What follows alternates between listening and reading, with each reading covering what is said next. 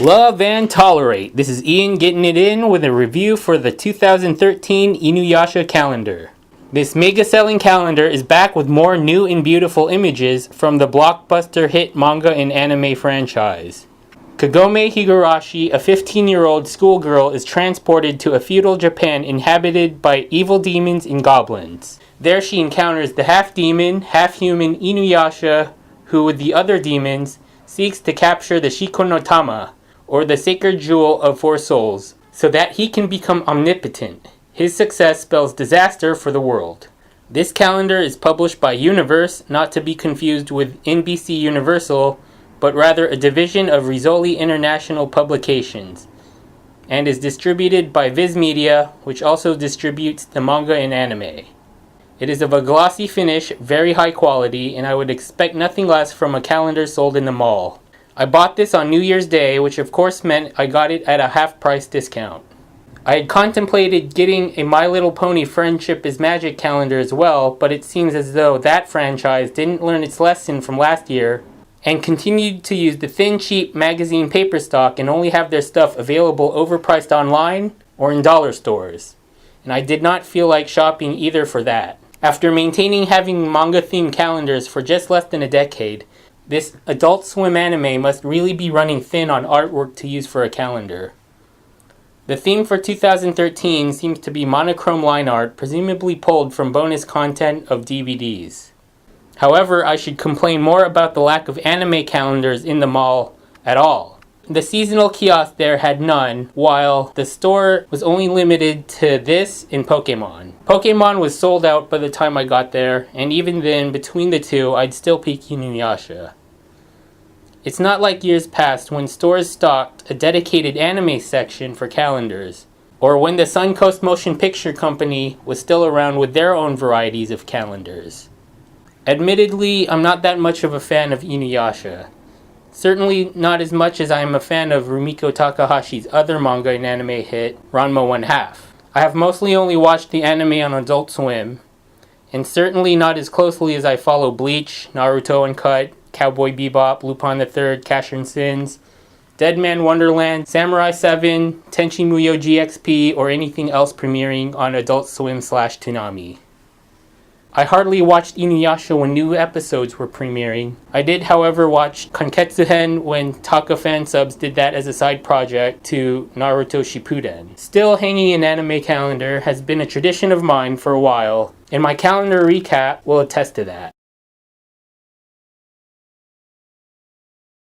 The cover itself shows the titular character and Kagome riding on his back. Other pictures for each month include Demon Slayer Sango, Priestess Kikyo, Wolf Demon Koga, InuYasha's older brother and full demon Sesshomaru, main antagonist Naraku, and the demon spawned from him Kagura. Kagome also appears twice, and InuYasha appears 4 times if you count the page with the last 4 months of 2012, since this is a 16-month calendar.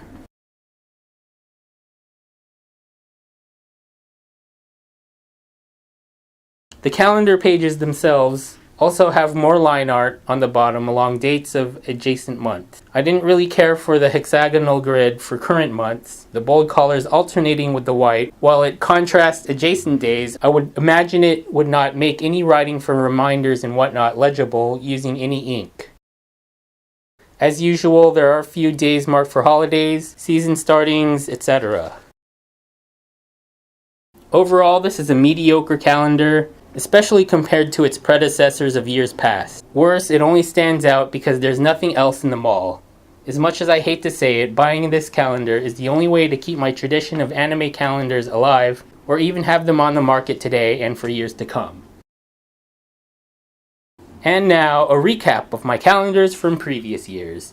If you saw my calendar video last year, I mentioned in 2003 I had a generic wildlife panda calendar which I no longer have, moot point seeing it's not anime related. I also had a Veronica Mars calendar from 2007 that I lost. That too was not anime related either, but I wish I still had it around. 2004, Ladies of Anime. 2005, Shiro Masamune, the famous manga artist known for such titles as Appleseed, Dominion Tank Police, and Ghost in the Shell. 2006, Shiro Masamune again.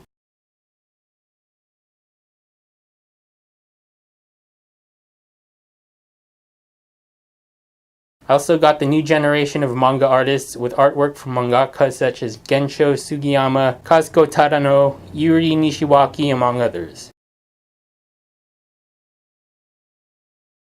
2007. Hi Hi Puffy Amiyumi is not anime per se, but I was and am a fan of the Cartoon Network series, so I had to get that. It was also the first year I got an InuYasha calendar. It left a bad first impression on me because it used the atrocious Comic Sans font. 2008, InuYasha again. I don't remember if I got this because I procrastinated too long on getting a calendar, seeing as how there could have been other anime alternatives. 2009, Death Note. This was big on Adult Swim, with premieres alongside Bleach and Death Note's own clone, so to speak, Code Geass. 2010, Naruto Shippuden. Naruto calendars must have been a popular choice along with InuYasha and Pokemon when they were published. It was only a matter of time I resorted to getting a Naruto one, considering I still watched the show. 2011, InuYasha for the third time. It's sad that I could not even get a Naruto calendar anymore, and anime calendars at this point had such a small selection, they got relegated along with the rest of the entertainment calendars. 2012, My Little Pony. Not an anime, but I like the show nonetheless. Too bad their calendars are best sold at a dollar shop for that price. And of course, another InuYasha calendar. I hope you enjoyed this review of my calendars up to 2013. Stay tuned for more videos and possibly another calendar review for 2014.